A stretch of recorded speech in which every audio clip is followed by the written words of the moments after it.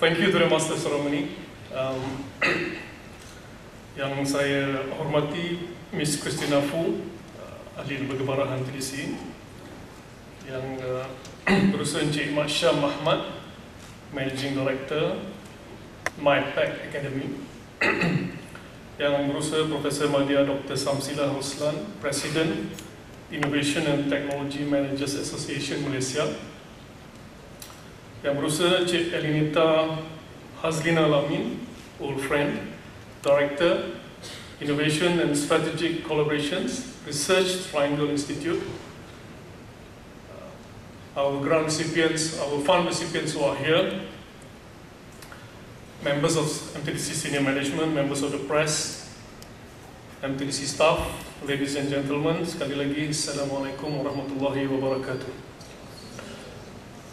Tadi saya masuk ingatkan macam dekat Harry Potter punya scene. It's an academy, of course. And thank you very much to all the guests who are here today to be with us in this very auspicious and actually very meaningful occasion. As you have heard from the Master Ceremony, we were formed in 1992, and that is 25 years ago. So this is our silver jubilee year, actually.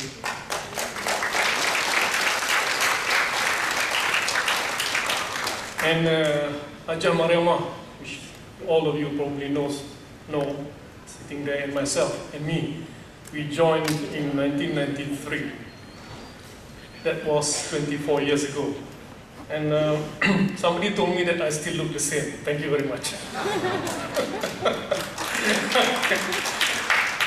So from 1992 to now, that's a very long journey. And when we were first formed, it was we were formed as a venture capital company.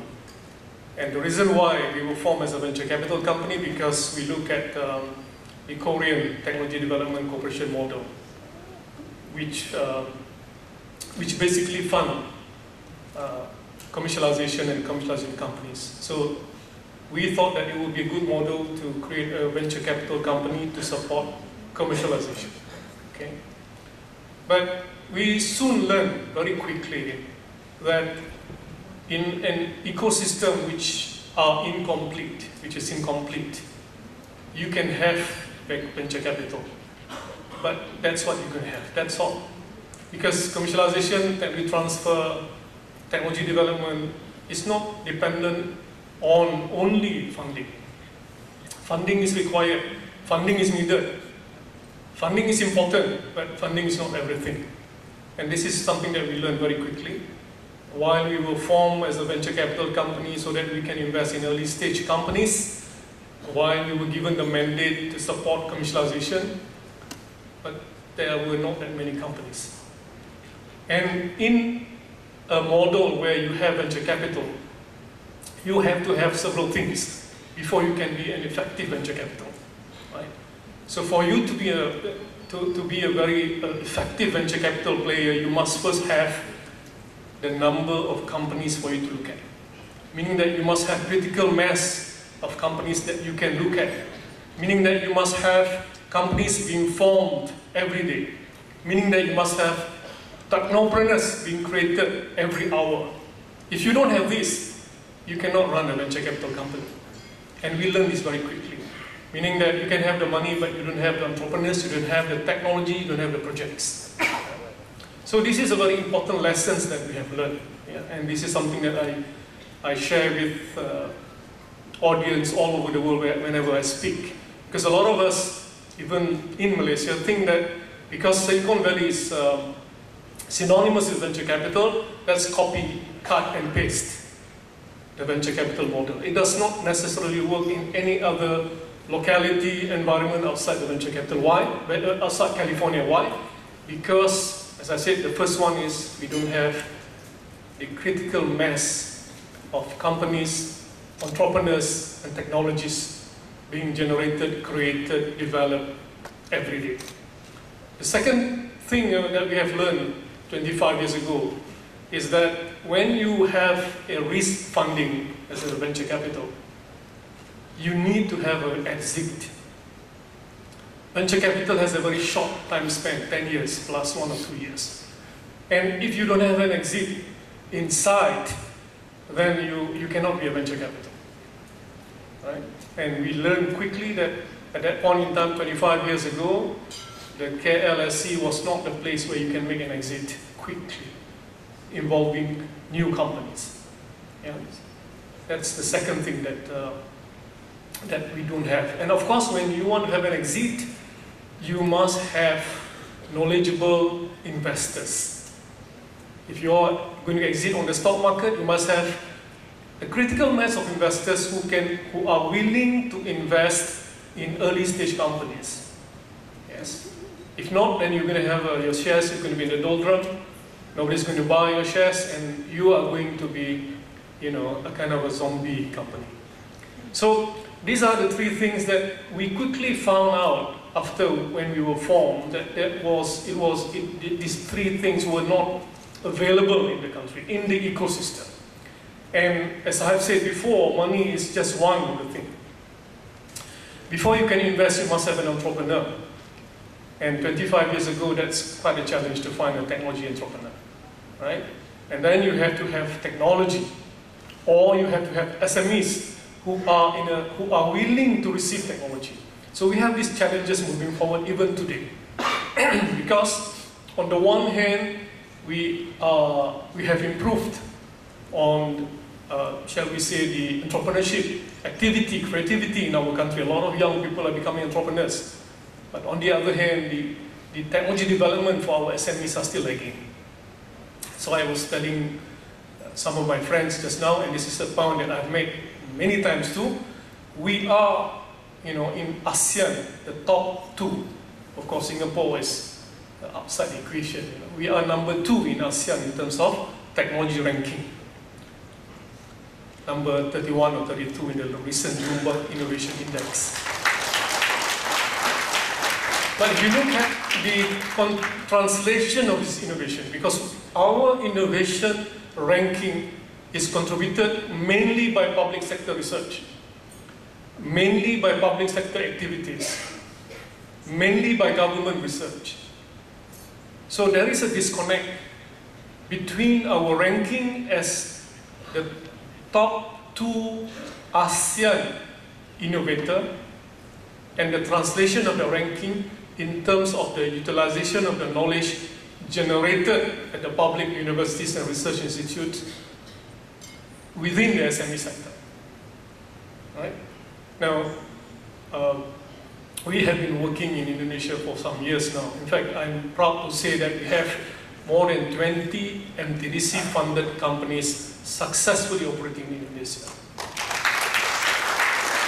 And why do they accept these companies? Why do they need Malaysian companies? Because these companies are unique. Because Indonesians don't have the technologies that we have. Because their products are something that is world class. And this is the thing that we need to do moving forward. And this is one of the reasons why we have this academy. So if we are number 31 or 32 in the innovation ranking, and Indonesia, Thailand, Vietnam, Philippines, and the rest of the ASEAN nations are number 50 and below, can you imagine the potential of actually translating this innovation that resides in all these centers of learning into actual utilization and commercialization? By 2030, we're going to have five of ASEAN nations will be having GDP of $1 trillion or more. Yeah, by 2020, Indonesia is going to be having a GDP of above 2 trillion, 1 trillion or 2 trillion. But by 2030, 5 ASEAN nations will be generating GDP of 1 trillion or more. Indonesia, about 3 trillion estimates, varies, but around 3 trillion. Malaysia, Thailand, Philippines, Vietnam. Purely from a risk fund manager perspective, I'm looking at these numbers. I see the potential for actually getting our SMEs to translate this position of number 2 in ASEAN so that they can become also an economic powerhouse in ASEAN by 2030. And this is something that is achievable. It is doable. It is possible. Because our SMEs are in a position to do this now. The ecosystem has developed so much in the past 25 years that the transfer of knowledge from the center of knowledge to SMEs are made much easier. In fact, today we have Professor Samsila from ITBA facilitating the transfer of knowledge from universities to SMEs. Now, I have not said anything about commercialization because personally, and again, this is something that is my pet peeve, if I may use the word, people concentrate too much on commercialization of research products. Whereas if we were able to transfer innovation, knowledge generated in the centers of excellence into the SME, we will do much, much more successful than just commercializing one product. You can commercialize a product and you need a unicorn to make an impact.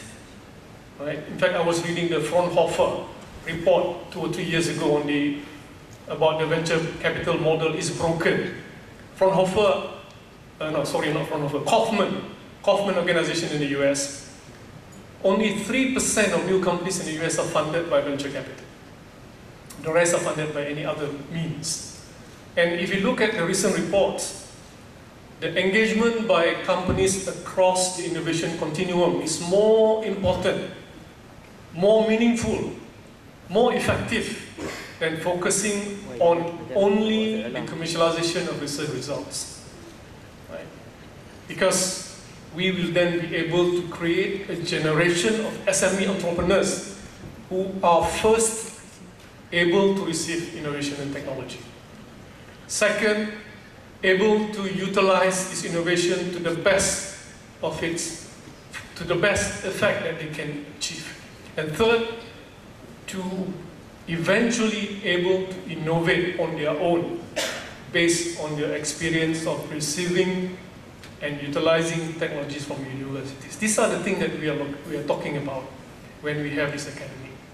This is something that we aspire to achieve when we have this academy. Because a lot of you here in this room are fund recipients of MTDC. We talk about sharing economy now in this world. Yeah, sharing economy. But sharing economy is not about just sharing business. There is one capital which is much more important to be shared among entrepreneurs than just sharing the business model, sharing that capital is knowledge. And if you want to be successful in the sharing economy, we must first be comfortable to share knowledge. And we have funded companies since 1992, 25 years ago. And we have funded more than 500 entrepreneurs, companies. And some of these entrepreneurs have become very big, very successful. But to move ahead, to create a sizable, critical mass of technology companies within the MTDC ecosystem, we need to do more than that. We need to do more than funding. We have done funding, we have done incubation, we have done advisory. This is the next step that we are doing. Yeah. We are actually now leveraging all our networks, all our connections, so that we have this MTDC Academy where you come back, the successful entrepreneurs, you come back and share that knowledge that you have gained. We are not asking for money, but we are asking for you to feel this sense of responsibility, this sense of duty that I'm going to come back to MTDC to support this idea that we're going to share the knowledge. Because money is important, but knowledge and networks are important. So this academy is going to be used, to be managed, to contribute to our new entrepreneurs where we bring experience into it. And I have get the agreement of many of our fund recipients, as well as our partners today, to contribute to the academy. And we also need to share networks. We don't want people to go to a certain country blindly. And we have read reports of people being cheated here and there and everywhere. No, MTDC, as I said, because we have our 25 years experience of learning, we do not just provide money to you. We don't provide funding to entrepreneurs and that's it. Yeah? So we are here because we want to provide the best services for our entrepreneurs, the best services for our SMEs so that they are able to acquire innovation and knowledge from our local research institutes and universities so that we can grow as a nation. Because moving forward, whether we like it or not, it's going to be the technological age. You can call it biotech, nanotech, whatever it is, but it is going to be centered on technology. Therefore, the role of technopreneurs are going to be very, very important. And the role of successful entrepreneurs are going to be very much more important, especially if you are funded by the government. Yeah? Because at the end of the day, our vision is not about getting rich ourselves. Our vision is going so that we can grow our companies. It can be a meaningful existence in the overall ecosystem of our nation. Yeah? So I think that is the reasons and the raison d'être of the creation of the Academy. And again, I would like to thank all our partners today here, MyPac, ITMA, RTI, for agreeing to come and work with us to develop this Academy. And to all our fund recipients, I'm looking at you. Yeah? I'm expecting all our fund recipients to come back to MTDC because this is your alma mater. Alright? And you have a responsibility to come back and contribute to the government. Yeah? When we first started, our grant was 4 million, and that's a huge amount of money. I have been to everywhere in the world. You use the back nodal index, that 4 million in Malaysia is also 4 million in Australia. And Australia gave you a grant of about 200,000. You go to the UK, it's 300,000 pounds. We have the most generous grant scheme, I think, in the world. And we must pay back. And we must come back, and I expect you to come back. If not, I'm going to send Puan Maremah to search for you. Okay, so that's all my thoughts for this morning. Thank you very much for listening. I wish I could have a hat and turn somebody into a beautiful princess, but I don't have it. So wabillahi taufiq wa hidayah. Assalamualaikum warahmatullahi wabarakatuh. Thank you very much.